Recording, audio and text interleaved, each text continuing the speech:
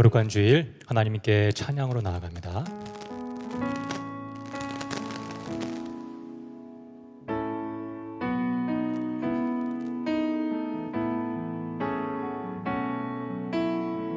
송축해 내 영혼, 송축해 내 영혼, 내 영혼아 거룩하신 이름, 이전에 없었던 노래로 나 주님을 경배해.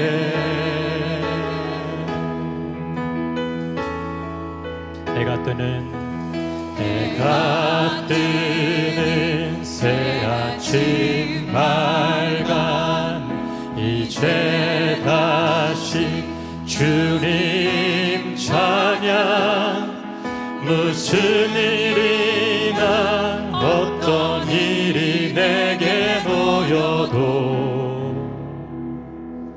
저녁이 올 때 나는 노래해. 송축해, 송축해 내 영혼, 내 영혼아 거룩하신 이름,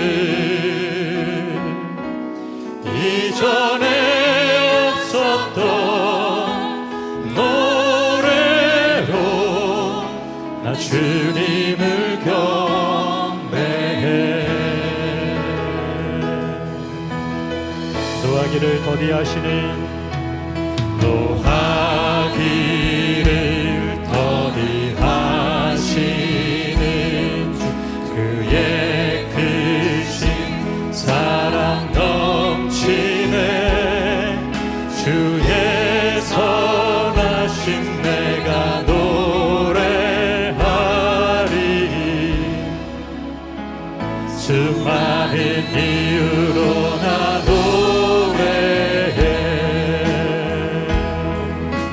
송축해 내 영혼, 송축해 내 영혼, 내 영혼아 거룩하신 이름, 이전에 없었던 노래로 나 주님을 경배. 송축해 내 영혼, 송축해 내 영혼, 내 영혼아 거룩하신 이름, 이전에 없었던 노래로 나 주님을 경배해. 곧 그날에 나의 힘 다하고, 곧 그날에 나의 힘 다하고, 나의 삶의 여정 마칠 때 끝없는 찬양 나 드리리라. 수많은 세월 지나 영원히, 곧 그날에, 곧 그날에 나의 힘 다하고, 나의 삶의 여정 마칠 끝없는 찬양, 끝없는 찬양 나 드리리라.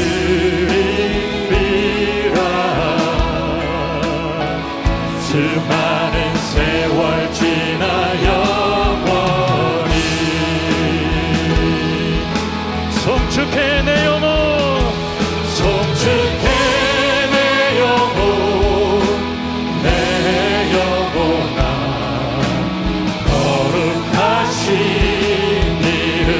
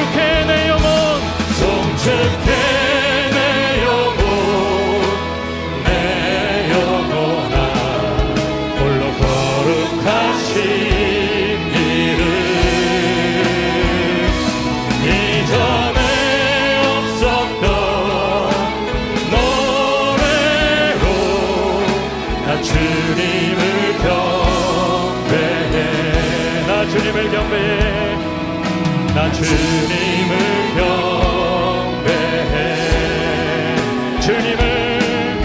나 주님을 경배해.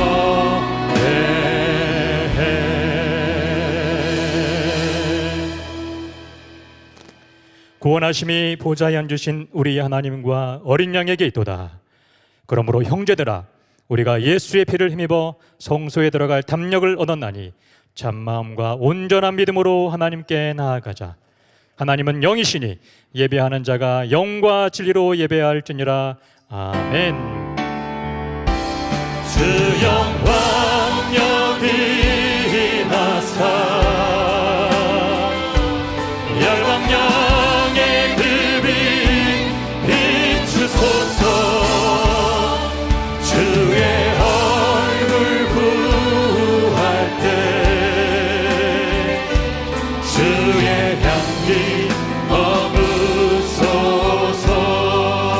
창조의 아버지, 창조의 아버지, 그 섭리 보이사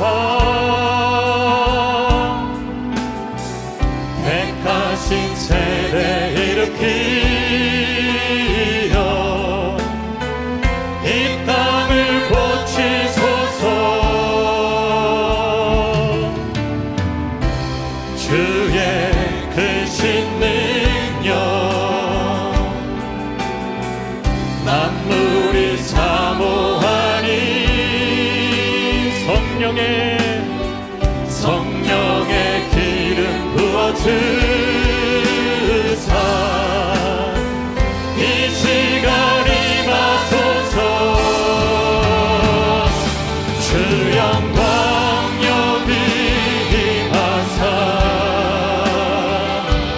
열방령의 그 빛 비추소서. 주의 얼굴 구할 때 주의 향기 머무소서.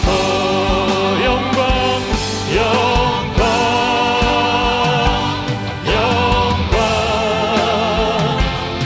영광 영광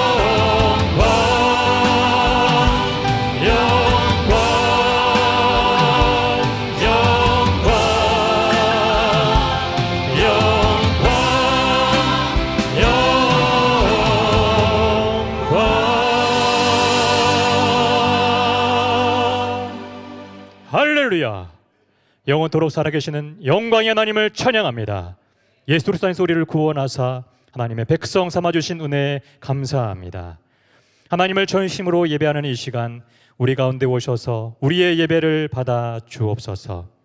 하나님의 이름이 거룩히 여김을 받으시고 하나님 행하신 모든 일들이 힘있게 선포되는 예배되게 하옵소서. 이 시간 하나님의 사랑과 성령의 능력으로 충만히 임재하여 주셔서 우리를 치유하시고 회복하여 주옵소서. 예수 그리스도 이름으로 기도합니다. 아멘. 나는 전능하신 아버지 하나님 천지의 창조주를 믿습니다. 나는 그의 유일하신 아들 우리 주 예수 그리스도를 믿습니다. 그는 성령으로 잉태되어 동정녀 마리아에게서 나시고 본디오 빌라도에게 고난을 받아 십자가에 못 박혀 죽으시고 장사된 지 사흘 만에 죽은 자 가운데서 다시 살아나셨으며 하늘에 오르시어 전능하신 아버지 하나님 우편에 앉아 계시다가 거기로부터 살아있는 자와 죽은 자를 심판하러 오십니다. 나는 성령을 믿으며 거룩한 공교회와 성도의 교제와 죄를 용서받는 것과 몸의 부활과 영생을 믿습니다. 아멘. 다 함께 찬양합니다.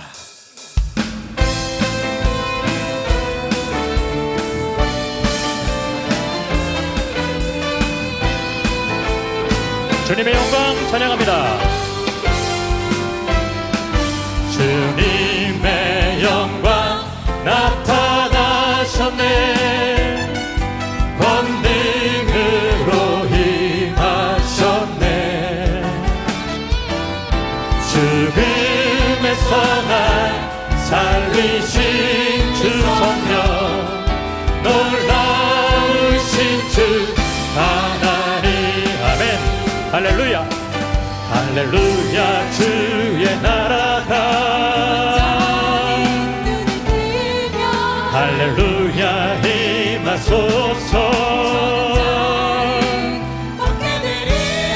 나는 선포하리 만왕의 왕 예수 주의 나라 임하시네 주님의 영광 주님의 영광 나타나셨네 아멘 권능으로 임하셨네 죽음에서만 살리신 주 성령 놀라우신 주 하나님 할렐루야 주의 나라가 할렐루야 임하소서 나는 선포하리 만왕의 왕 예수 주의 나라 임하시 할렐루야 주의 나라가 할렐루야 주의 나라가 할렐루야 임하소서 나는 선포하리 만왕의 왕 예수 주의 나라 나는 선포하리 나는 선포하리 만왕의 왕 예수 주의 나라 임하시네 아멘 슬픈 마음이 있는 찬양합니다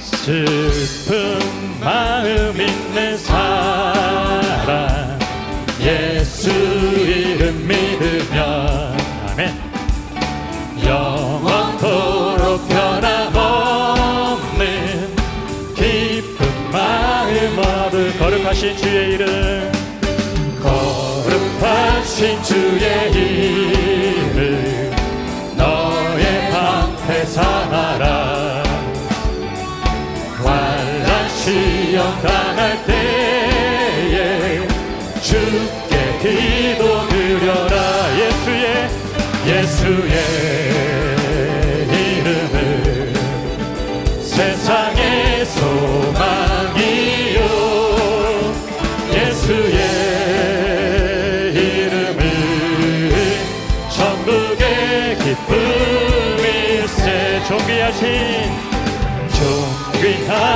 주의 이름 우리 기쁨 되도다 주의 품에 안길 때에 기뻐 찬송 부르리 예수의 이름은 세상의 소망이요 예수의 이름은 천국의 기쁨일세 우리 갈 길을 다간 후에 우리 갈 길 다간 후에 보좌 앞에 나아가 왕의 왕께 경배하며 멸류관을 드리리 예수의 이름은 세상의 소망이요 예수의 이름은 천국의 기쁨 예수의 이름은 세상의 소망이요 예수의 이름은 천국의 기쁨일세 예수의 이름은 세상의 소망이요 세상의 소망이요 예수의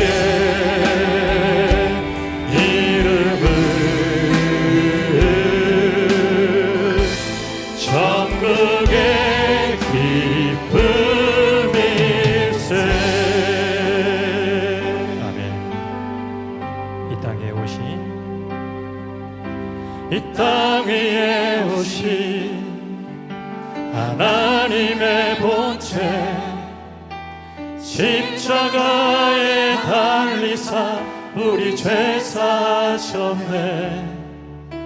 하나님이 그를 지극히 높여 모든 이름 위에 뛰어난 이름을 주사 우리 예수 이름 앞에 절하고 모든 입이 주를 시인해. 영광 중에 오실 주를 보리라. 선포해 왕의 만세. 존귀와 위엄을 찬양해. 왕의 만세. 주 예수 하나님. 우리 고대 안에 주님 오실 그날 다시 사신 왕의 영광 이 땅을 비추네. 사람의 권세는 주 앞에 무너져 생명과 진리의 주 권세 가장 높도다. 우리 예수 이름 앞에 절하고 모든 입이 주를 시인해. 영광 중에 오실 주를 보리라. 선포해 왕의 만세. 존귀와 위엄을 찬양해. 왕의 만세. 주 예수. 함께 손들고 찬양합니다. 왕께 만세. 왕께 만세. 존귀와 위엄을 찬양해.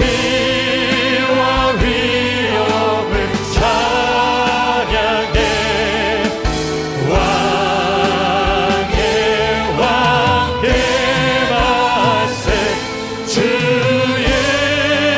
예수 하나님.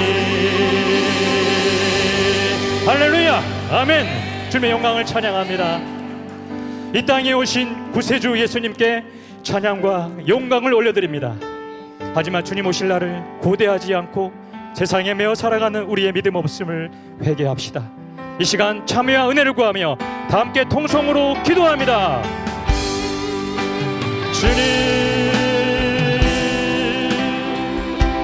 영광의 왕, 우리의 왕이신 주님만을 높여드리며 우리의 목소리 높이고 마음을 다해 주님을 찬양하기 원합니다. 우리의 찬양을 받아주시고 우리의 참을 받아주시옵소서. 우리의 믿음 없음을 회개합니다. 용서하여 주시옵소서.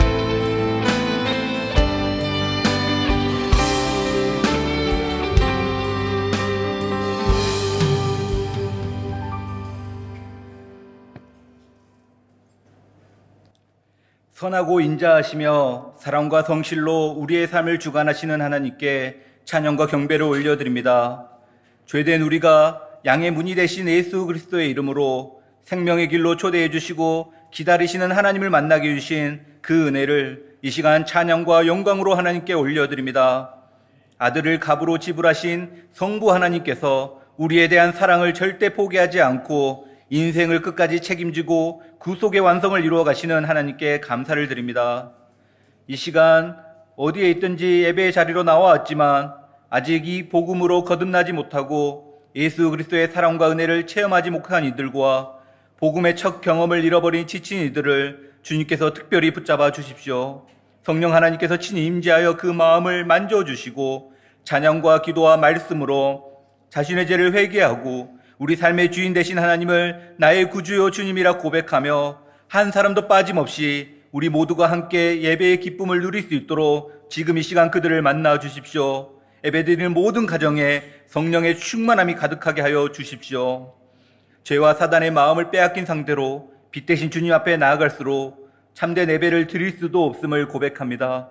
미쁘시고 의로우신 주님 앞에 육체의 종욕, 악목의 종욕, 이생의 자랑에 무너졌던 모습을 이 시간 회개합니다. 여전히 하나님께서 삶의 주인 되어 주시지만 거짓된 가치에 속아 세상의 물질과 명예가 나를 지켜줄 것처럼 믿고 그것을 붙잡으려 두려움과 걱정, 불안 가운데 살았습니다. 더욱 안타까운 것은 우리를 지켜줄 것 같은 세상이 오히려 우리의 주인이 되어 하나님으로부터 멀어지게 하고 있습니다. 우리의 연약한 모습을 긍휼한 마음으로 용서하여 주시고 다시금 우리의 시선이 하나님께 향할 수 있도록 도와주시옵소서. 하나님께 나아가는 이 시간 고난과 허무와 모순투성이여 세상 가운데 살아가는 모든 성도들이 현실의 어두운 터널을 지나면서도 앞으로 완성될 그림을 보게 하시고 그 약속에 감격하는 시간이 되게 하여 주시옵소서. 하나님께서 천지 만물을 완전하게 창조하신 후 주신 참된 안식을 기억하며 우리에게 일어나는 삶의 모든 문제 또한 책임지시다는 믿음의 선포와 고백과 누림이 이 시간 충만케 하시고 죄를 범한 인생으로 죽음 앞에 놓였지만 하나님께서 어린 양의 피로 구속하신 것에 대한 감사로 충만하여 우리의 삶을 치유하고 회복시키는 하나님을 온전히 누리는 예배의 시간이 되게 하여 주시옵소서. 방학을 맞이하여 많은 지체들이 휴가와 한국 방문의 시간을 보내고 있는데 어디에 있든지 예배의 자리를 지키게 하여 주시고 오고 가는 모든 안전과 건강을 지켜 신과 위로의 시간이 되게 하시고 있는 자리에서 왕같은 제사장으로 복을 흘러보내는 상하이 한인연합교회 성도들이 되게 하여 주시옵소서. 또한 방학의 시간이지만 우리 모두가 모이기에 힘쓰며 예수님의 본을 쫓아 복음 안에서 서로를 섬기고 위로하는 공동체가 되어 모든 소그룹의 모임이 예수님의 위로와 사랑이 실천되고 죽은 자가 산자로 일어서는 현장이 되고 어려운 상황 가운데 우리 모두가 서로의 지지대가 되어 우리의 모습을 통해 삼위일체 하나님을 경험하는 삶이 되게 하여 주시옵소서. 오늘 말씀을 선포하시는 배성진 목사님을 붙들어 성령 충만함으로 인도하여 주시고 선포되는 말씀의 은혜를 통하여 하나님이 허락하신 그리스도 삶의 참 목적을 회복하여 삶의 예배, 선교와 복음전도, 이웃사랑, 찬송의 열매와 나눔, 기도와 교제를 실천하며 예배를 마치고 시작되는 일상에서 이웃사랑과 하나님 사랑을 통해 진정한 예배자로 나아가게 하여 주시옵소서. 승리로 이미 허락하신 삶의 기쁨과 평안을 누리게 하여 주시옵소서. 연합 찬양대의 찬양을 통하여 우리가 전심을 다하여 하나님을 찬양하게 하여 주시고 찬양의 고백이 우리 모두의 고백이 되어 하나님께 영광받게 하여 주시옵소서. 이 시간 우리를 예배의 자리로 나아가지 못하게 하고 집중하지 못하게 하는 모든 생각들과 연약함을 주 앞에 내려놓고 하나님을 간절히 사모할 때 부어주시는 은혜를 누릴 수 있도록 우리를 돕고 기도해주고 계실 우리 주 예수 그리스도의 이름으로 기도합니다. 아멘.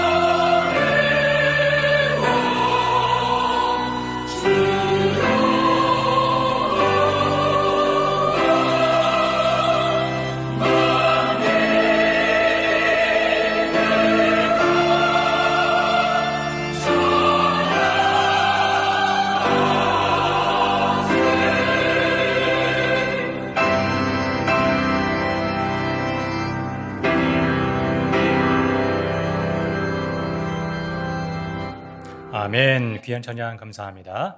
주일 예배 나오신 성도님들을 주님 이름으로 축복합니다. 교회 소식을 전해드리겠습니다. 2022년 여름 캠프가 진행됩니다. 관련 영상을 함께 보시겠습니다.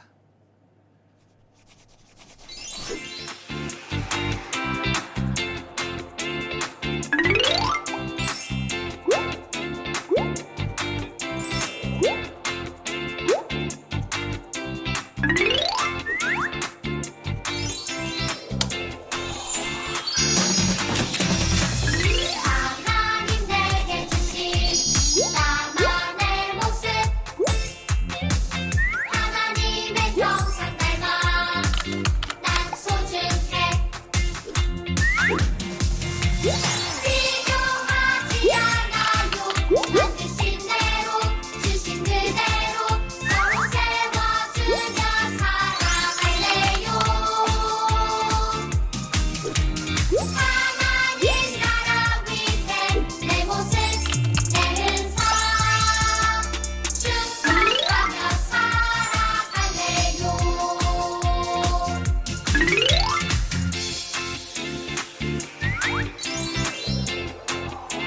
각 부서의 안내에 따라 적극적인 참여 바랍니다. 사랑과 섬김으로 다음 세대 영혼들에게 복음을 전하고 말씀으로 양육해 주실 교회학교 교사를 모집합니다. 부서별 모집 인원을 참고해 주시기 바랍니다. 8월 28일 마지막 주일은 하반기 할애회로 모입니다. 자세한 사항은 추후에 공지해 드리겠습니다. 8월부터 헌금 관련 은행 계좌를 변경합니다. 변경된 현금 계좌를 사용하여 주시기 바랍니다. 기존 은행 계좌는 당분간 유지 예정입니다. 기존 위챗과 찌뿌바오로 헌금하는 것은 변동이 없습니다. 교회 홈페이지 공지사항에도 안내가 있으니 참고하시기를 바랍니다. 2022년 9월에 개강하는 여성 제자훈련 훈련생을 모집합니다. 교회 사무실에 비치되어 있는 신청서를 작성하셔서 사무실로 제출해 주시기 바랍니다. 신청하신 분들은 인터뷰에 참여하셔야 합니다. 지원 자격을 참고해 주시기 바랍니다. 2022년 상하이 퍼스펙티브스 수강생을 모집합니다. 관련 영상 함께 보시겠습니다.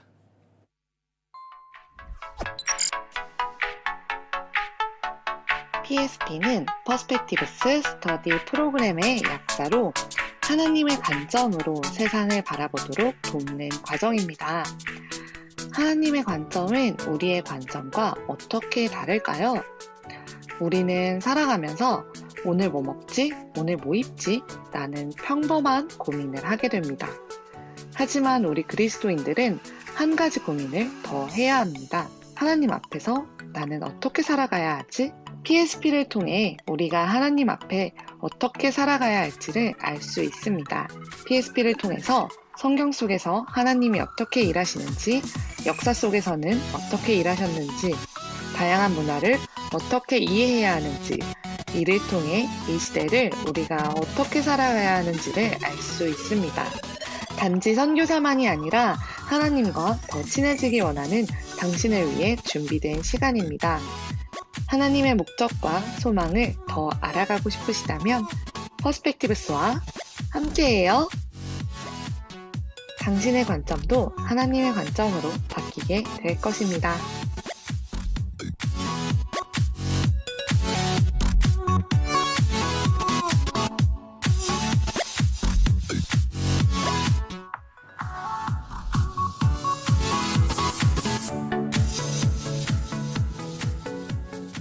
네, 일정을 보시고 모바일 홈페이지에서 신청해 주시기를 바랍니다. 장학금 신청 등 그 밖의 내용은 화면을 참고하시기 바랍니다.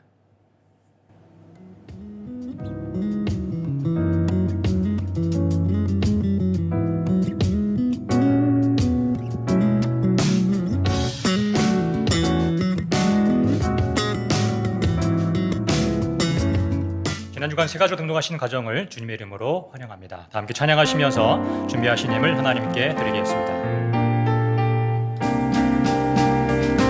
나의 생명을 드리 주 영광 위하여 사용하옵소서.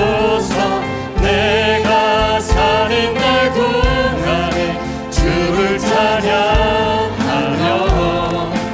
기쁨의 제물 되리.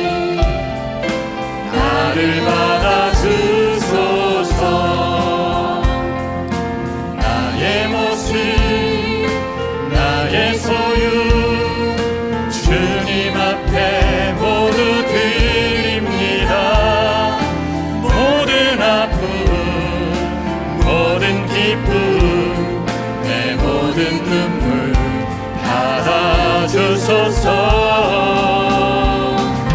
나의 생명을 드리니 주 영광 위하여 사용하옵소서. 내가 사는 날 동안에 주를 찬양하며 기쁨의 제물 되리.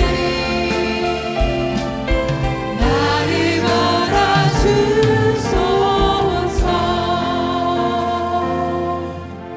우리의 찬양을 받기에 합당하신 하나님, 8월 첫 주일 아침 주님께 예배하는 시간을 허락하신 것에 감사드립니다.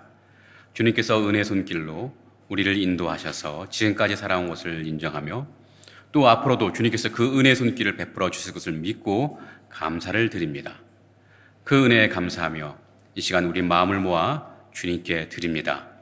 우리가 누려왔던 모든 것 모두 주님이 주신 것임을 믿기에 감사의 마음으로 주님 것을 구별해 드립니다.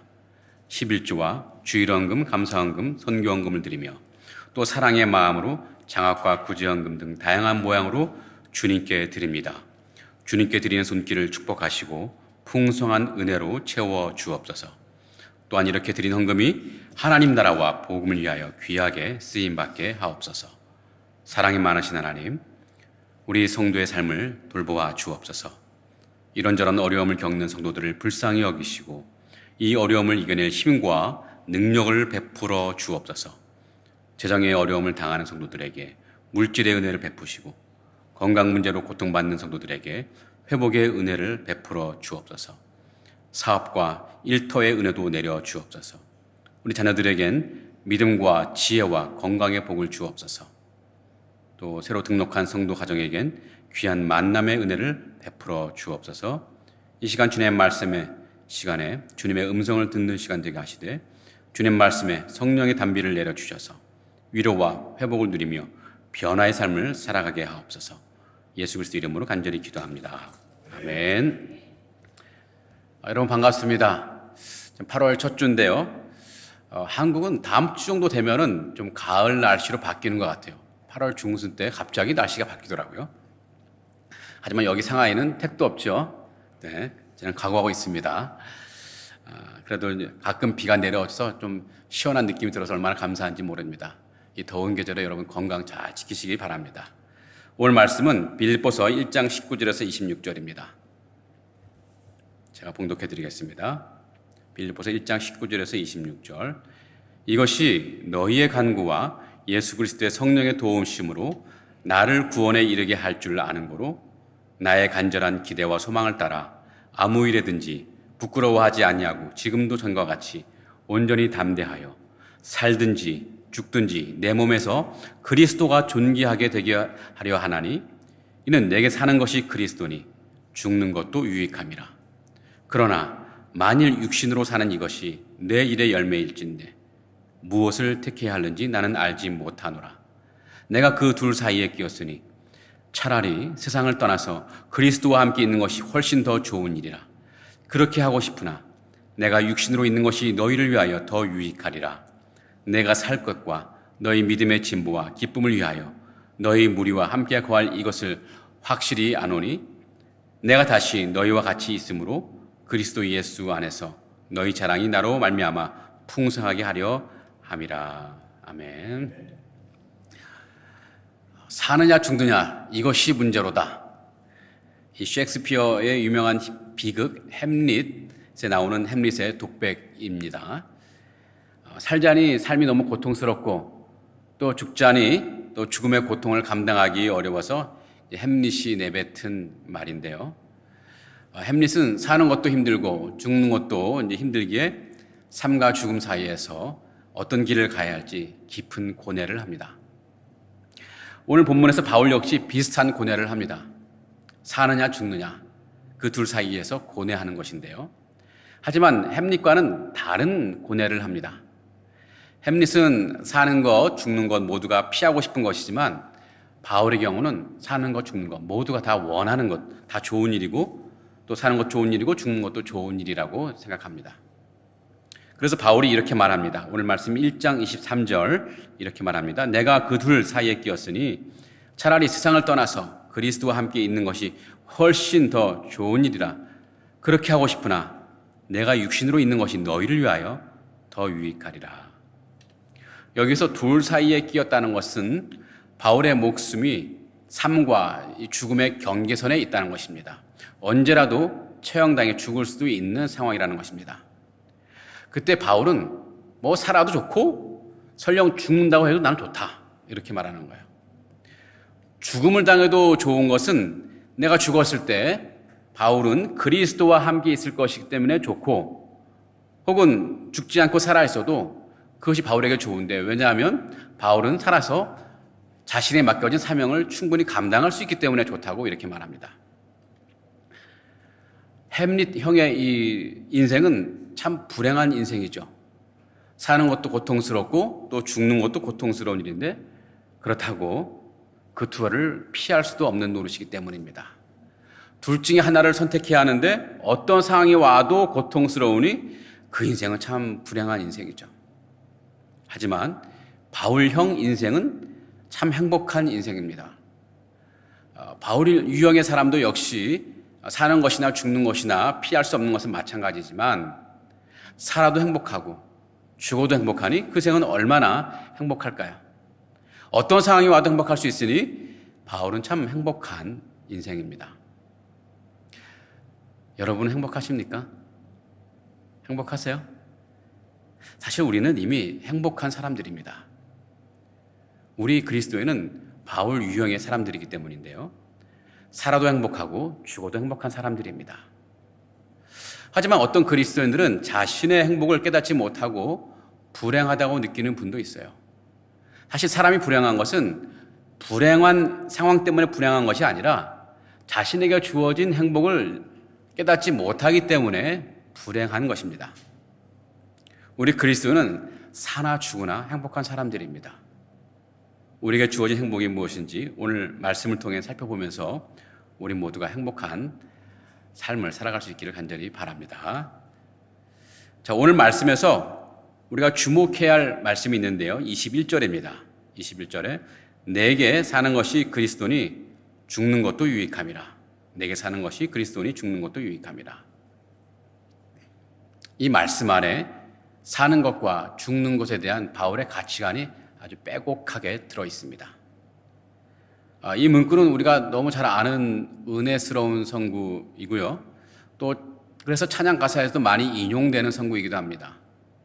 혹시 이 찬양 아십니까? 내 안에 사는 이 예수 그리스도니 나의 죽음도 유익함이라.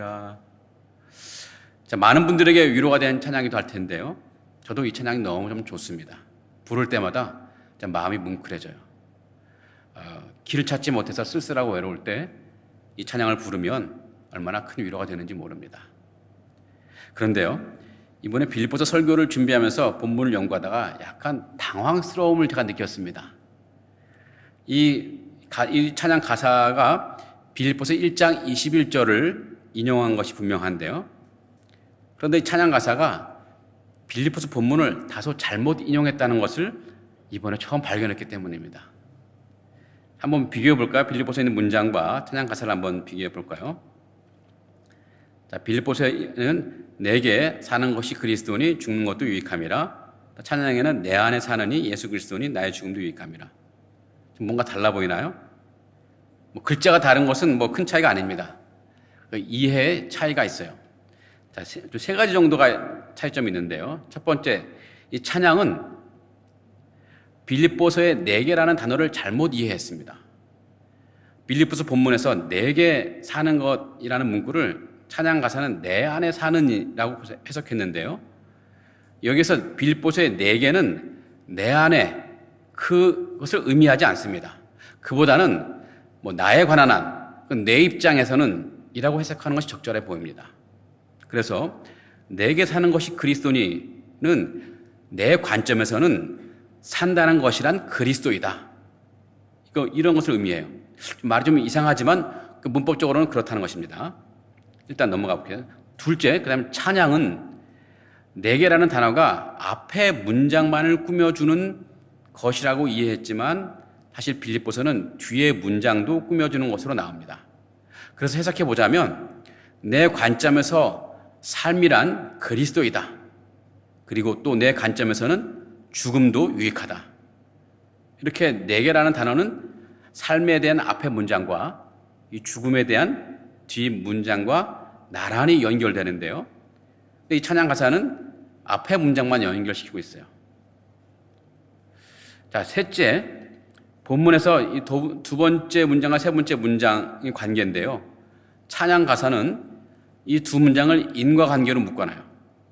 사실 한글 성경도 비슷하게 그렇게 해놨는데요. 그래서 내게 사는 것이 그리스도이기 때문에 나의 죽음도 유익하다라고 이해하죠. 하지만 두 문장은 사실 병렬로 연결된 것입니다. 두 문장이 서로 별개의 문장이라는 거예요. 내게 사는 것이 그리스도이다. 또 나의 죽음도 유익하다. 이렇게 이해됩니다. 제가 왜 굳이 찬양 가사의 잘못된 해석을 말씀드리냐 하면 빌립보서 본문을 좀 명확하게 이해하기 위해서입니다. 그래서 오늘 빌립보서 1장 21절 이 문장을 풀어보면 이렇게 말할 수 있습니다. 자, 첫 번째는 나에 관한 한 산다는 것은 그리스도이다. 또 나에 관한 한 죽는 것도 유익하다. 이렇게 두 문장으로 이해하는 것이 좋을 것입니다. 자, 이 두 문장에 바울의 삶과 죽음에 대한 이 가치관이 들어 있습니다. 그리고 우리 그리스도인이 가져야 할 삶과 죽음에 대한 가치관을 우리가 배울 수 있습니다. 자, 첫 문장부터 살펴봅시다. 내게 사는 것이 그리스도니라는 이 말인데요. 이거 무슨 뜻일까요? 내게 사는 것은 그리스도니.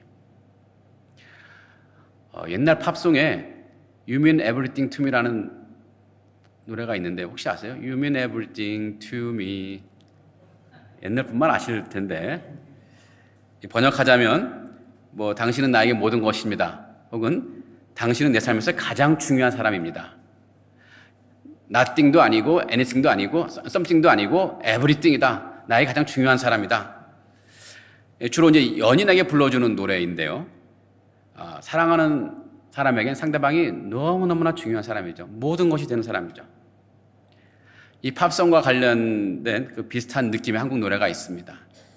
이것도 옛날 노래인데요. 패티킴 아세요? 패티킴? 패티킴 노래인데 그대 없이는 못 살아. 그대 없이는 못 살아. 이 노래 아세요? 네. 아세요? 나에게 삶이란 그대가 전부이기에 나는 그대 없이는 못 살아 하는 내용입니다. 자, 여러분 가운데 부부로 계신 분들은 다들 서로 배우자에게 그렇게 생각하고 계신 거죠? 네. 예배 끝나고 가만히 상대방 귀 속에 말씀해 보세요. 그대 없이는 못 살아. 이것이 좀 닭살 돋는다고 느껴진다면 영어로만 해보세요. You mean everything to me. 자, 바울이 내게 사는 것이 그리스도니 라고 했을 때 그 의미의 뉘앙스가 바로 이것입니다. 예수님은 내 인생의 가장 중요한 분입니다. 예수님이 없으면 난 살 수 없습니다. 그래서 바울의 생애의 의미와 목적이 온통 그리스도라는 것입니다. 한마디로 말하자면 그리스도 중심의 삶이라고 할 수 있습니다. 이 바울의 인생관이 오늘 말씀 20절에도 고스란히 표현되어 있는데 다시 한번 읽어볼까요? 1장 10절. 나의 간절한 기대와 소망을 따라 아무 일에든지 부끄러워하지 아니하고 지금도 전과 같이 온전히 담대하여 살든지 죽든지 내 몸에서 그리스도가 존귀하게 되게 하려 하나니. 그리스도가 존귀하게 되는 것이라면 나는 어떤 수치스러운 일을 만나도 부끄러워하지 않고 담대히 행하겠다. 나를 통해 그리스도가 존귀하게 된다면 나는 살아도 좋고 죽어도 좋다. 내 삶에 의미를 줄 수 있는 것은 오직 그리스도밖에 없다. 내 인생에서 그리스도 빼면 아무것도 없다. 이런 고백을 하는 거죠.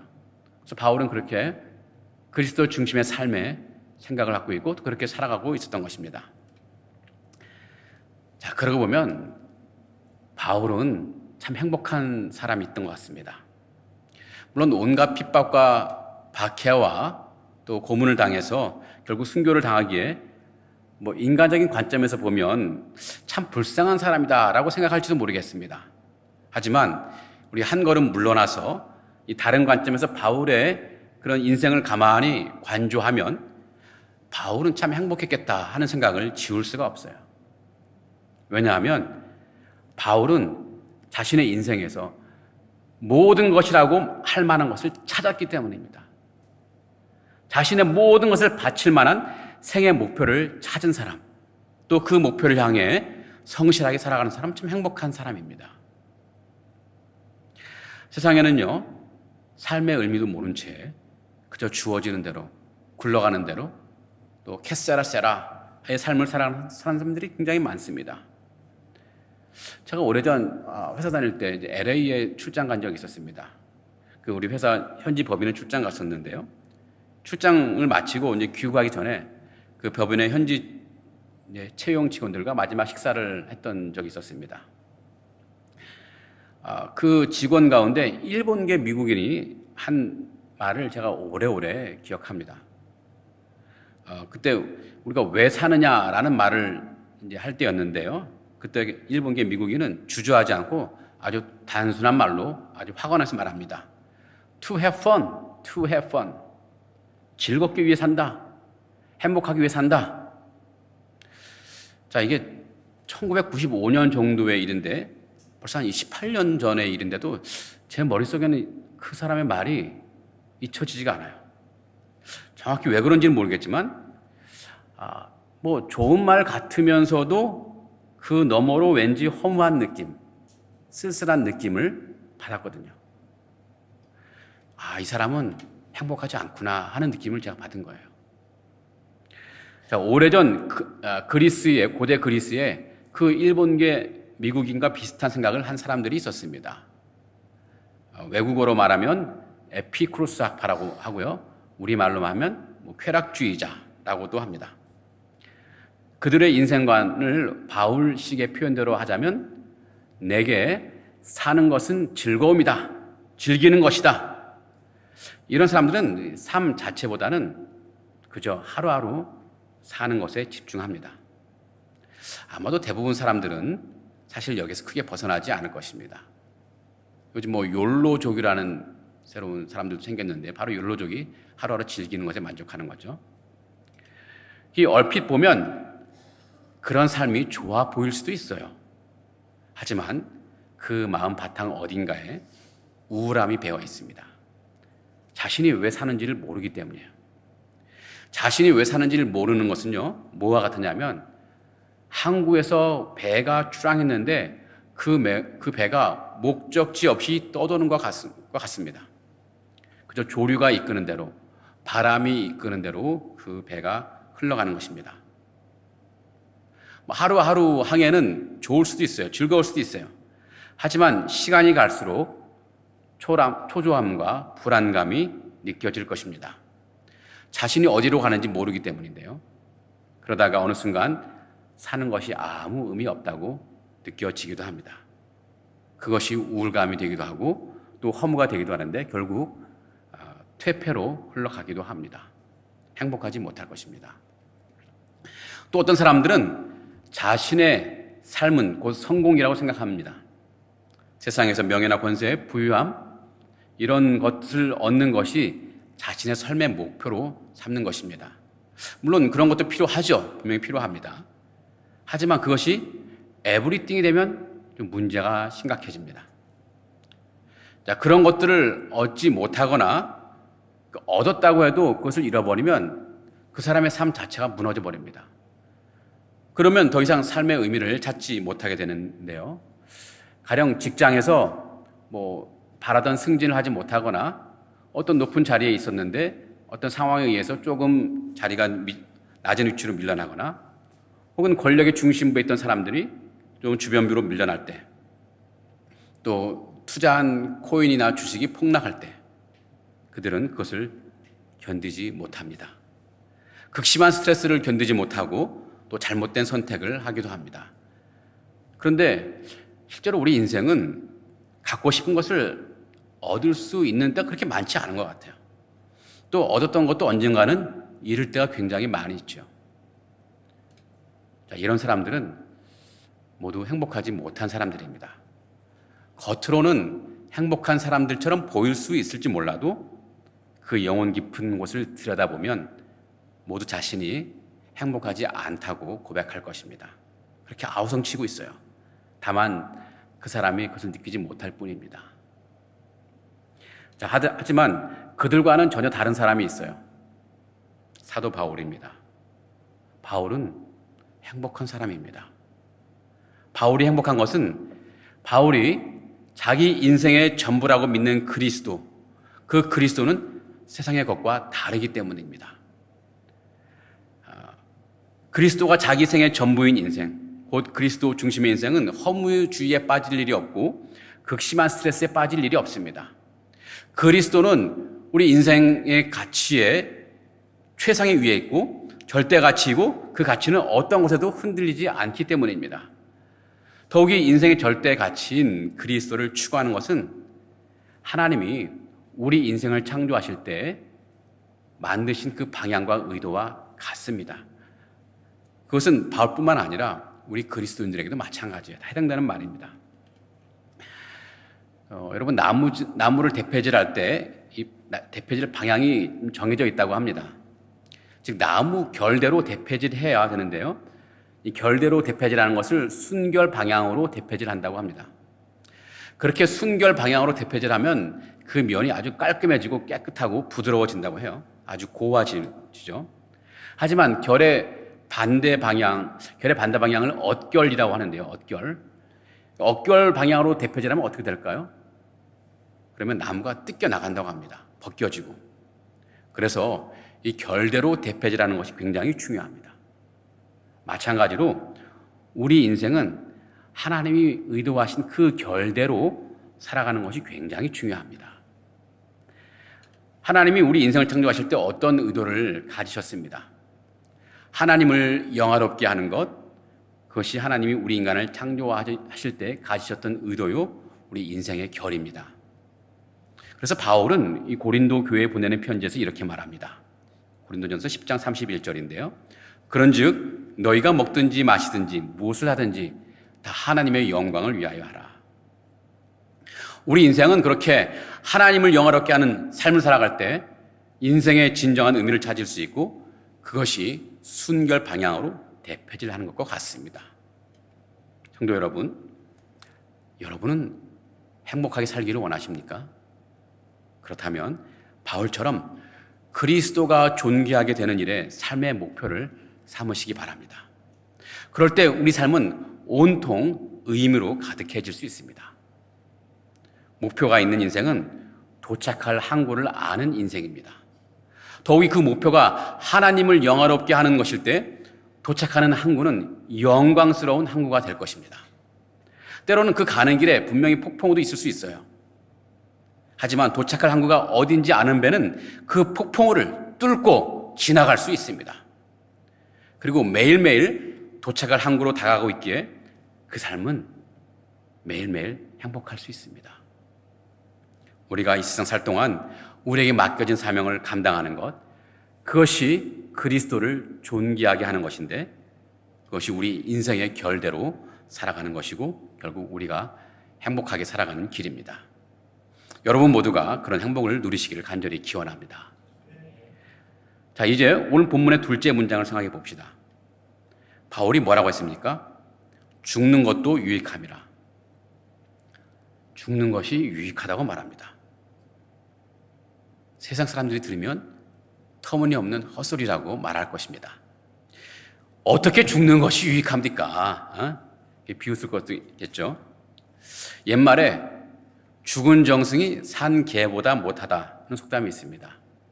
자꾸 옛날 것만 얘기해서 죄송합니다. 자, 정승이 뭔지 아세요? 정승. 옛날에 영의정, 좌의정, 우의정 이런 높은 고관들인데요. 정승이나 개나 살아있으면 당연히 그 가치는 비교할 수 없죠. 정승이 저 하늘 꼭대기라면 개는 저 아래 꼭대기, 밑바닥이겠죠. 하지만 정승이 아무리 높은 권력과 부가 있다 할지라도 한번 죽어버리면 그 가치는 개보다도 못하다는 거예요. 사람이 죽으면 그 존재 가치는 아무것도 없는 것입니다. 세상의 관점에서는 아무리 초라해도 살아있는 것이 낫다라는 그런 속담입니다. 이 동서고금을 막론하고 죽음을 또 높이 평가하거나 쉽게 받아들이는 사람은 그렇게 많지 않았던 것 같아요. 현재 삶에 대한 아쉬움이 크거나 이 죽음 이후에 대한 두려움 때문일 것입니다. 중국을 최초로 통일한 진나라 진시황은 불사약을 구하는 일에 얼마나 많은 열정을 쏟았습니까?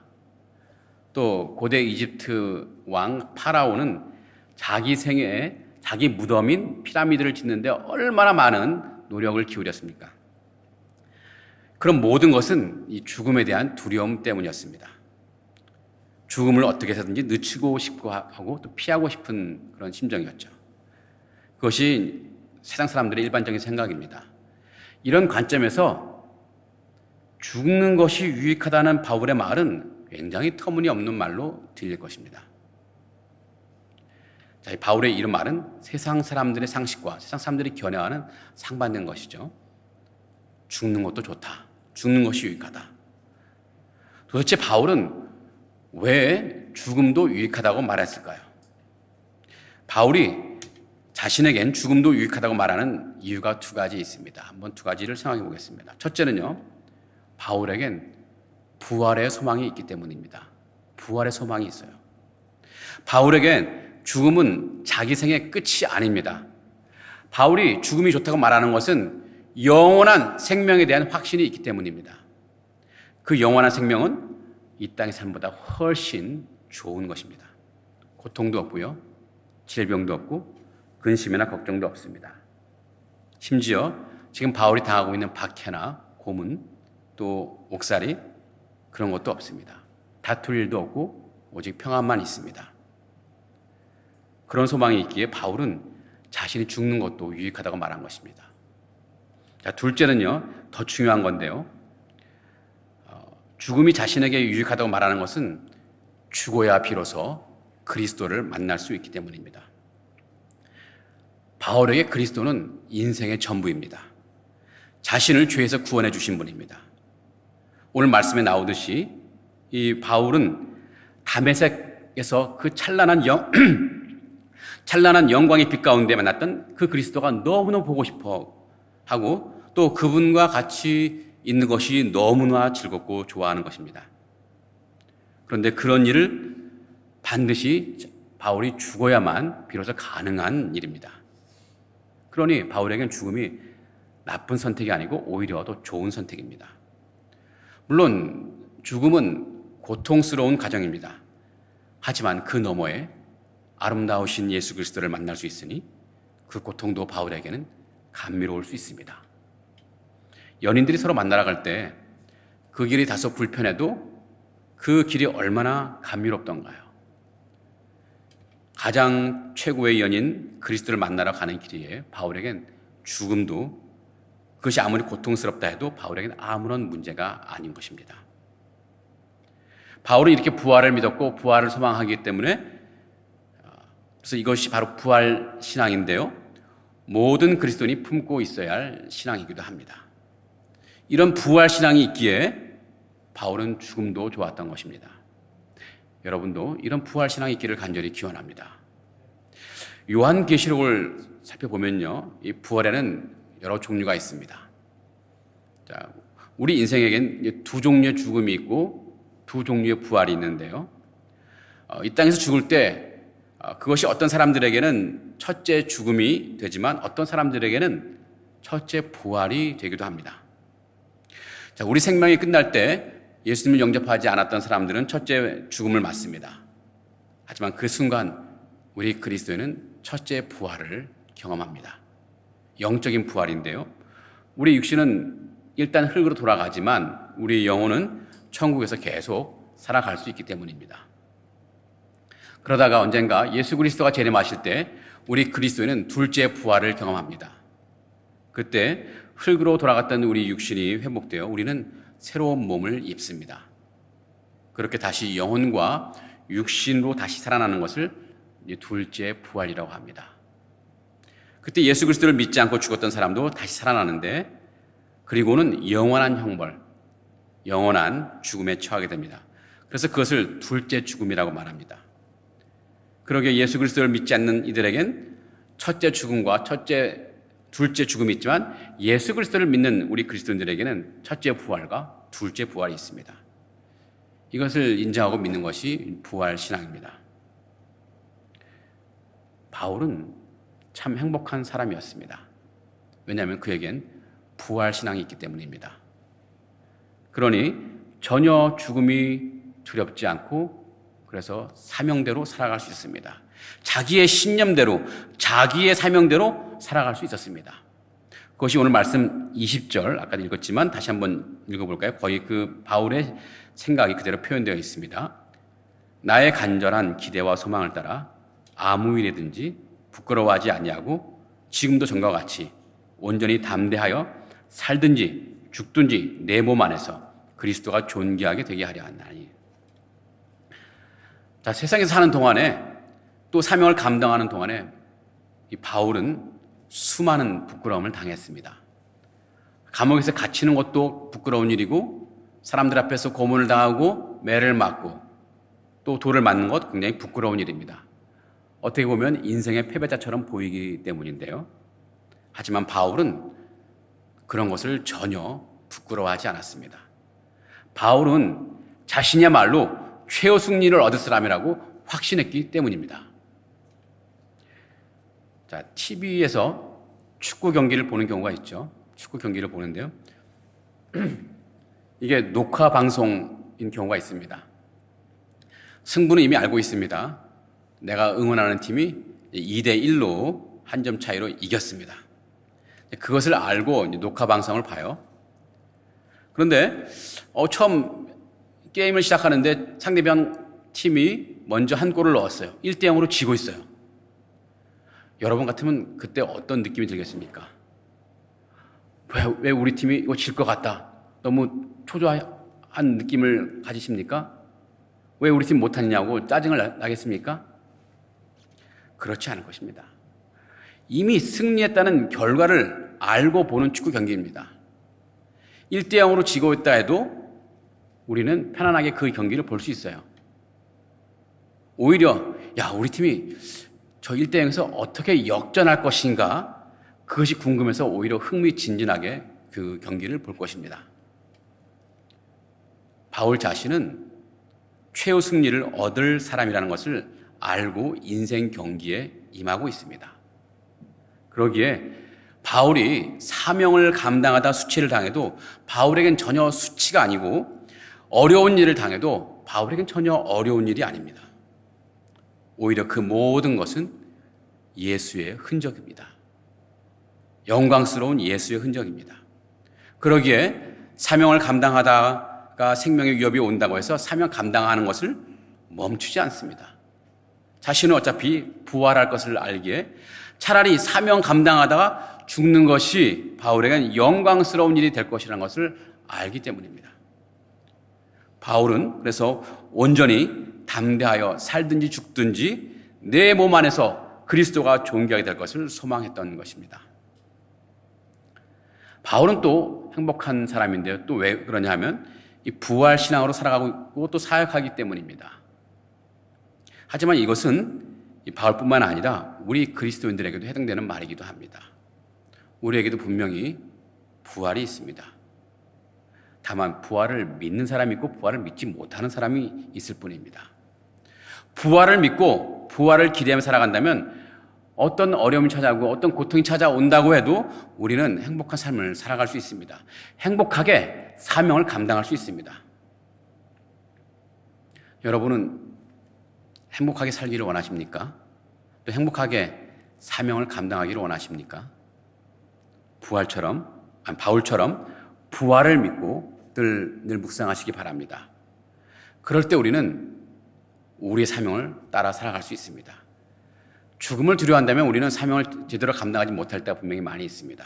하지만 죽음이 두렵지 않다고 느껴진다면 우리에게 맡겨진 사명을 넉넉히 충분히 잘 감당할 수 있습니다.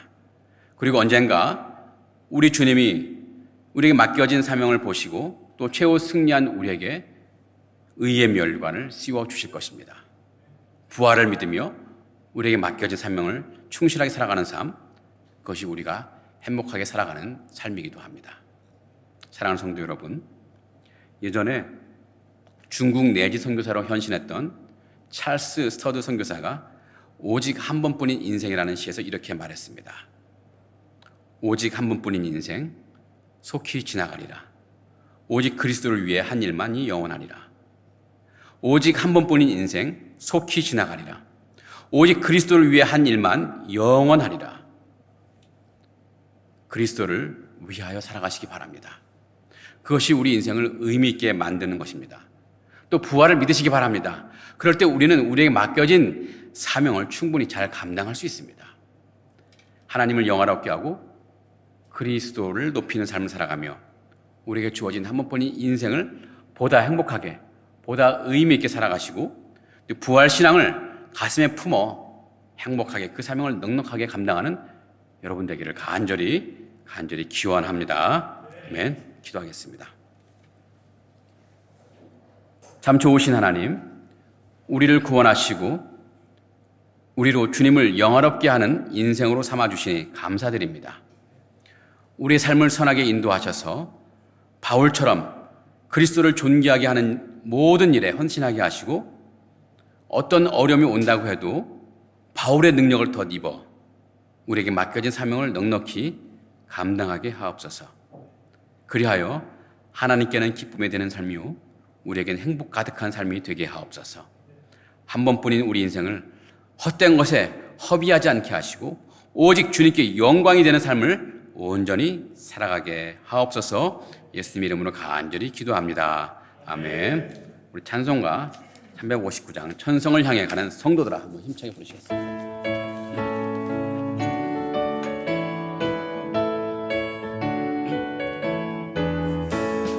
천성을 향해 가는 성도들아 앞길의 장애를 두려워하라.